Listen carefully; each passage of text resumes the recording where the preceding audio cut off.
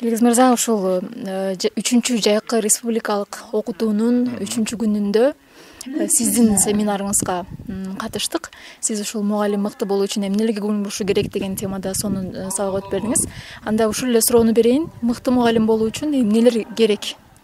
Мыкты мугалим болуш үчүн биринчи кезекте чыгармачылык керек. Анан албетте өзүнүн кесибин сүйүү керек. Ар бир сабакты мыкты деңгээлде чыгармачылык менен уюштура билүүсү керек. Анан албетте изденүү, бул күнүмдүк изденүүнү талап кылат. Ошол изденүүдөн талбай, ишмердүүлүк менен алдыга карай ар дайым алга карай аракеттениши керек. Сиз азыр ушул мастер-классты баштоодо баягы жеңил, кызыктуу, күлкүлүү окуяларды айтуу менен баштадыңыз да. Негизи мугалим сабак өтүүдө ушундай нерселерге маани берүүсү канчалык керек? Анан окуучулардын көңүлүн буруу канчалык маанилүү? Бул өтө жакшы суроо болду. Бүгүнкү күндө сабакты баштоодо позитивдүү маанай менен баштоо бул билимдин, билим сапатынын жогорулашына өтө чоң таасирин тийгизет. Мисалы, мен айта алам, бир 70-80% таасири бар. Андыктан ар бир мугалимге айтып кетет элем, мен мындай сабакта бир тамашалуу анекдоттор менен албетте чектен чыкпаган. Окуучулардын жашоосуна байланыштуу анекдоттор менен, же бир тамашалуу бир оюндар менен, кызыктуу көрүнүштөр менен баштаса, албетте билим сапатынын жогорулашына таасири жакшы болот. Анан албетте баягы күнүмдүк сабактардан айырмаланып, ошол мугалимдин сабагын окуучулар күтөт.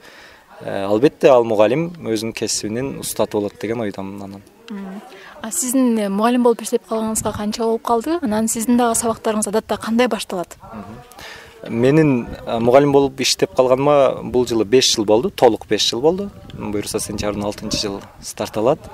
Анан мен сабагымда кандай башталат? Мен сабакка киргенде эле ошол окуучулар менен саламдашам, анан албетте окуучулар менен сабакты баштаардан алдын баягы тамашалашканды жакшы көрөм.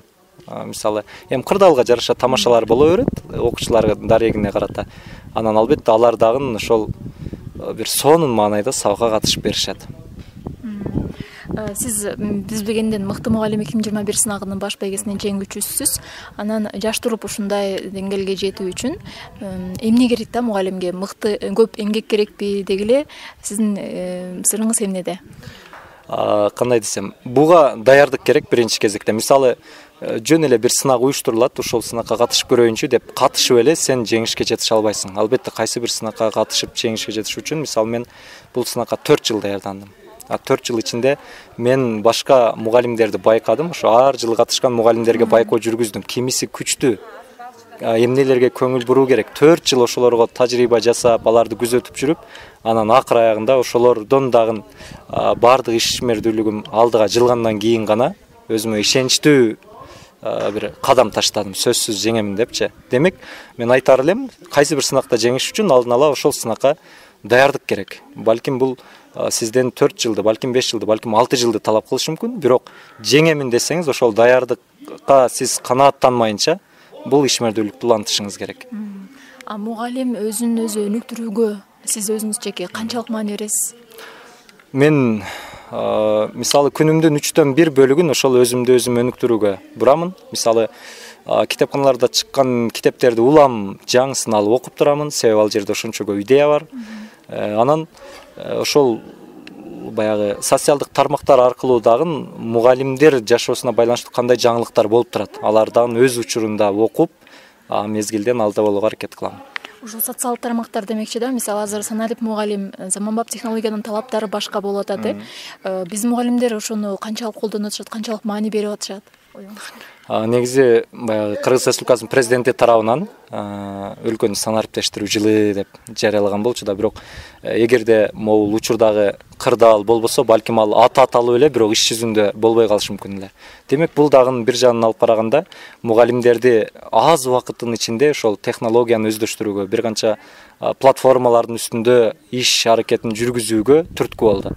Демек, ушул соңку 1 жылдын ичинде мугалимдердин сабаттуулугу, технология менен иштөөсү жакшы эле алдыга жылды деп айтып кете алам.